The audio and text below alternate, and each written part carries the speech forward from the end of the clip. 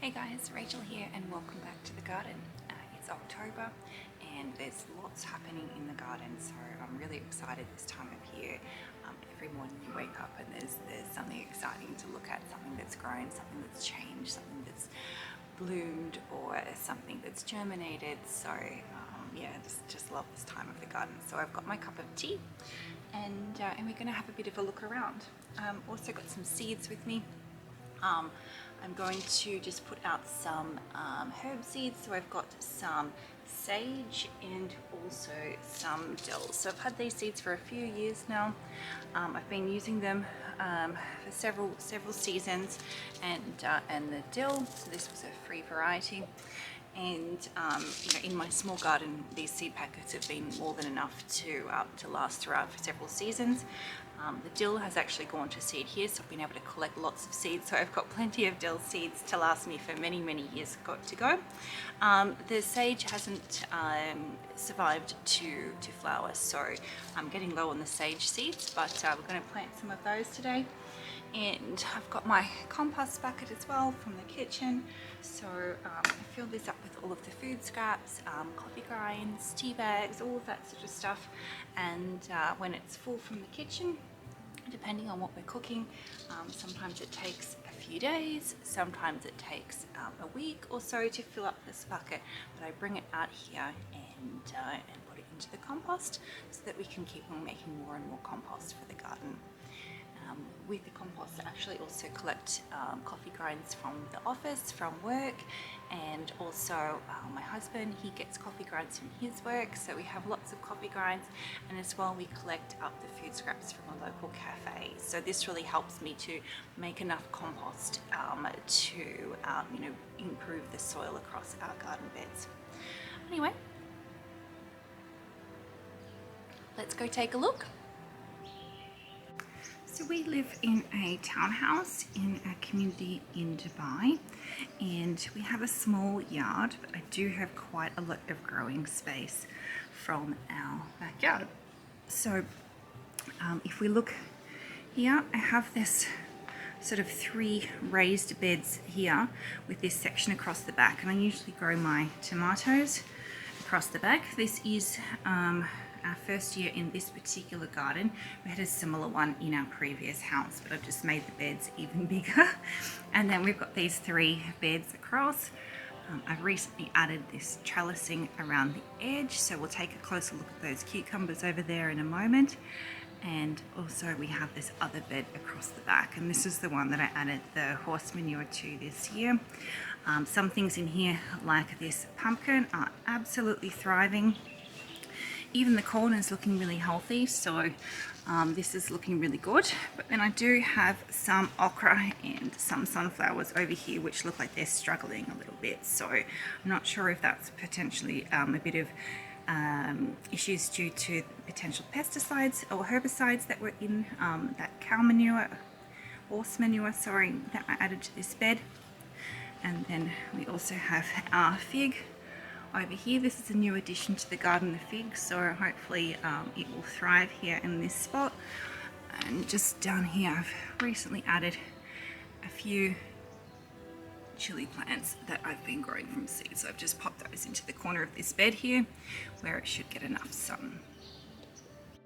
Over in this corner of the garden, it's a bit of an odd space.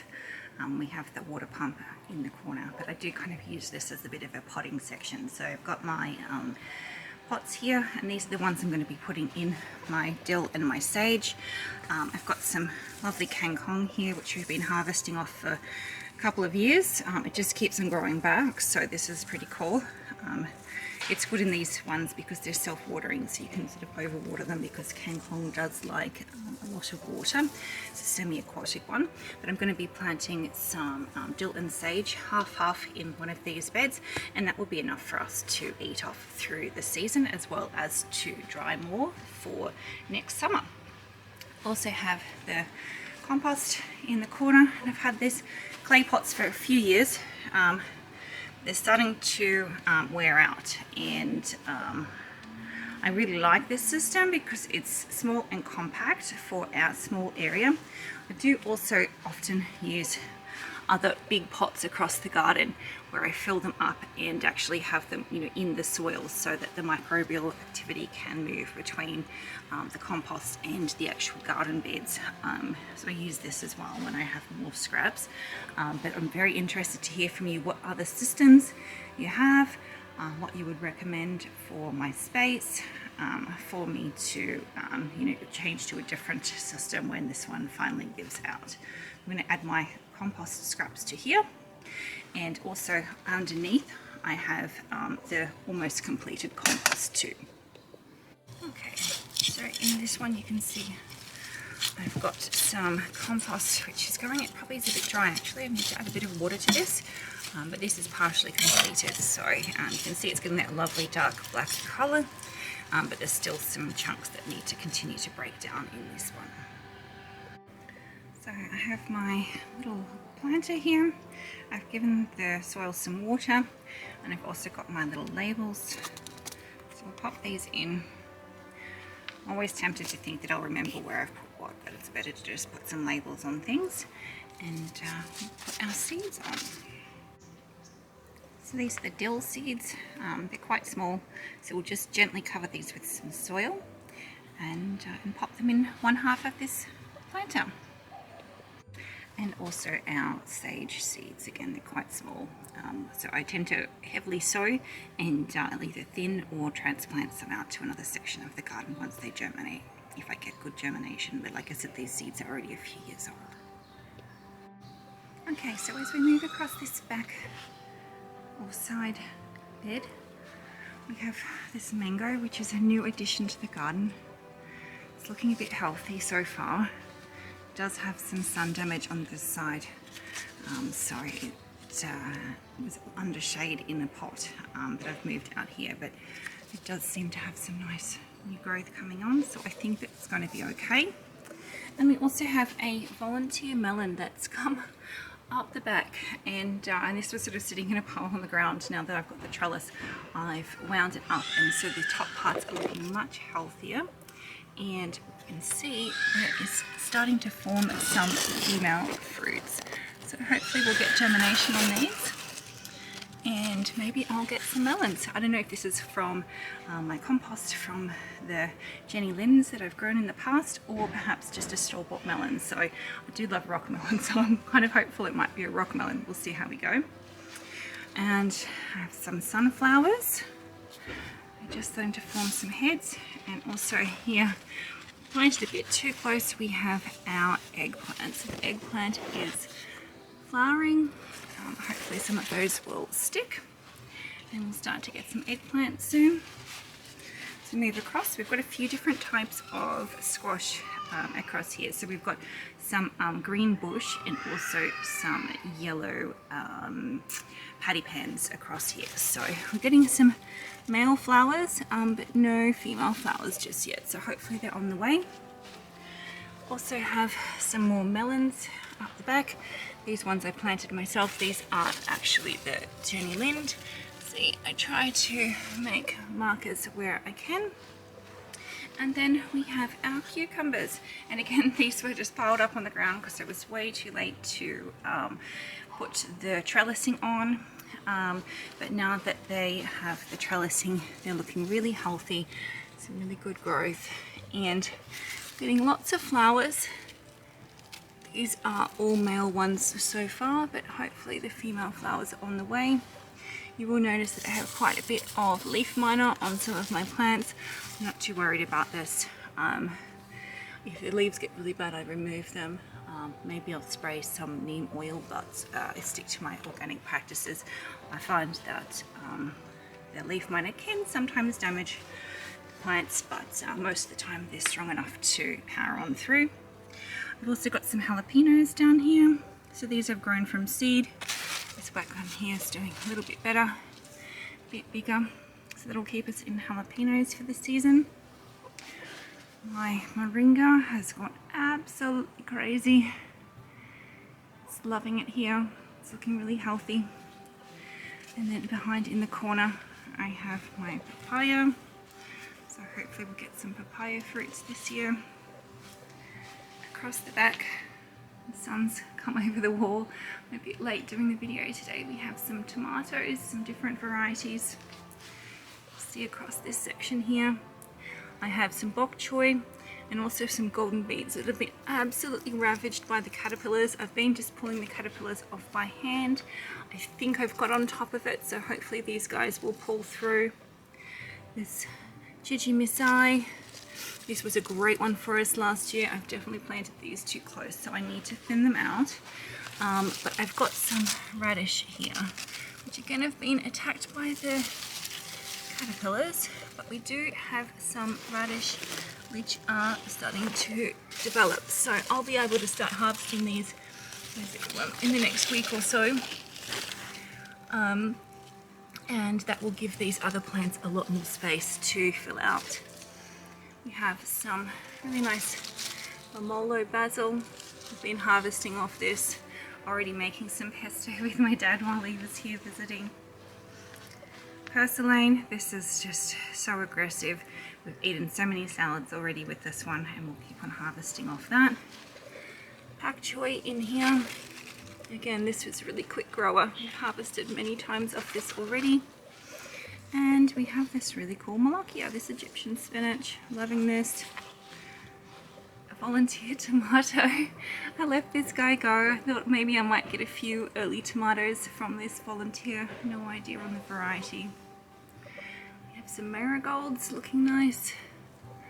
Hopefully they'll start to flower soon and help to bring some of the bees. I've succession sowed some more golden beets, radish, another style of radish, and also turnips. So the other one's starting to form, and we've got our new seeds in so that we can keep on harvesting. Here we have some yellow peppers I've grown from seed. These guys are putting on lots of flowers, but as you'll see at the moment the flowers are still dropping. As the weather cools a little bit more, hopefully these will start to stay, and I'll be able to harvest some yellow capsicum, sweet capsicum soon. Did a video recently of mint, and it was only sort of a week or so ago, and already this has taken off in these pots that I put it into, so we can even almost start harvesting this. It's such a quick grower. Here in this pot at the end of the bed, I've got a tomatillo. With tomatillos you need to always plant them at least 2 for pollination, so they need at least 2. So I've actually got another one over here as well. So these are looking really lovely. This Malabar spinach volunteered because I had it in this pot last year, but as you can see I've made a disaster of trying to trellis this. Bit of a mess, but anyway, it's growing really well. We've been harvesting off this as well already, and yeah, I don't know what to do with this. I'm gonna have to harvest it back and re-trellis it, I think is probably the best idea. And these pots here have curry leaf. Never had fresh curry leaf growing up, but I'm absolutely addicted to it. Love it. Put in, not just in curries, but on top of like chicken wings and all sorts of different delightful things. We have a mulberry. This is a new one. Transplanted it into a bigger pot. It's not looking so great, but hopefully that one will pull through. This amaranth is just thriving. I don't know if you can see in here, but there's lots of babies as well.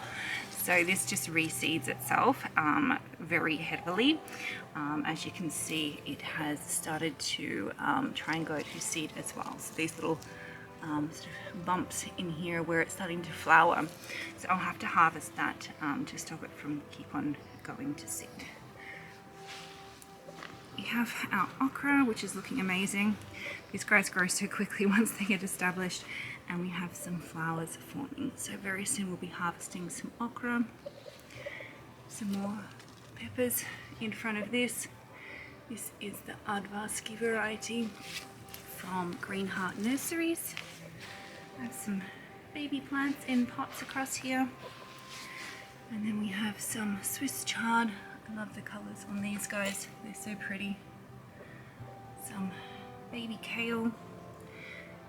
This is the Toscana black kale. We have some turnips. It's my first year growing turnips, but these are looking really good. There's lots of greens on them, and they look like they're just starting to, if I can get the camera in there, yeah, there we go, just starting to actually grow turnips, so that's really cool. And rock it across here, and again we have some more little baby tomatoes in pots, so I'll be putting some more of those across this back section throughout the season. We also have a few more pots across this back section of the garden, and this is where I just keep all different bits depending on what's going on. So we have more of these yellow peppers looking really healthy. Some baby chilies that I've germinated in this little corner here, so I'll be moving those to different parts of the garden. We have some beans here, so these are the red noodle beans, and they've already almost reached the top of the trellis, so they'll be getting more sunlight up there and start to flower and produce some beans. We have our little Mexican lime, and behind it a lemon tree.